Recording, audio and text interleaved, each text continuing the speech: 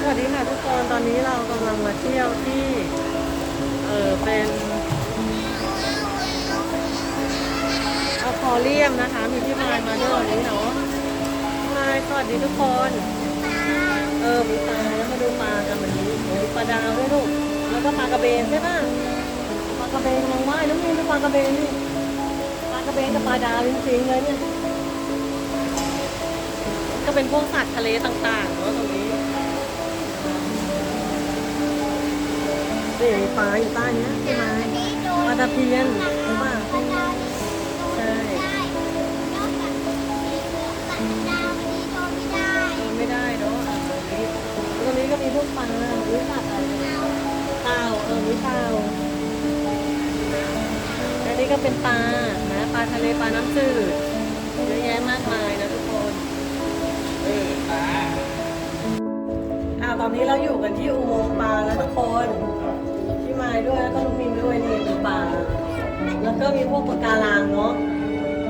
มีปะการังมีดอกไม้ทะเลเนาะเป็นแอร์เขาเปิดแอร์ตรงนี้เป็นอุโมงค์ปลานะแล้วก็มีเป็นซากเรือไม่ใช่พวกซากเรือจริงๆน้องมีเห็นไหมลูกเห็นปะการังไหมนะปะการังเนี่ยเขาบอกมีปลาเลยว่าเป็นโซนเดี๋ยวเขาจะมีโชว์ให้อาหารปลานะประมาณ11 โมง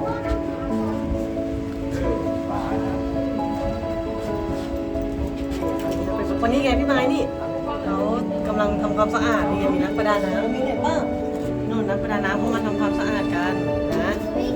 ฟิวไปเลยโอ้วิ่งอย่างเร็วเลยไหมปลาว่ายเนาะว่ายอย่างเร็วเลยนี่เขามาทำความสะอาดตู้ปลาน้องมีเห็นป่ะเขาใส่ถังออกซิเจนพี่ไม้แล้วเขาก็หายใจในนี้ได้เลยเนี่ยเขาก็เลยอยู่ในน้ำได้นานนะปรากฏว่ามันมายูนิคอร์นที่ทำไมทุกคนทำไมอ่ะก็มาแล้วยังกลัวระเบิดเลยอะไรวะแล้วจะเป่ายังไงใช้ปากเป่าหรือเขามีเครื่องสูบอะไรวะแม่ฟองน้ำไม่ใช่รั่วใช่ไหมแตกหรือเปล่ารู้แล้วเหรอ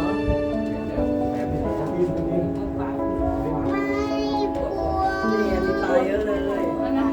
นี่ไงพี่ไม้ก็มาให้อาหารตรงนี้นี่เด็กๆเนี่ยนี่ปลาเต็มเลยน้องมีนดูนี่เขาให้อาหารปลาเนี่ยเต็มเลยพี่ไม้ปลามันรวมเต็มมันกินปลาสดเห็นไหมนะกินปลาเล็กเนี่ยนะกำลังว่าย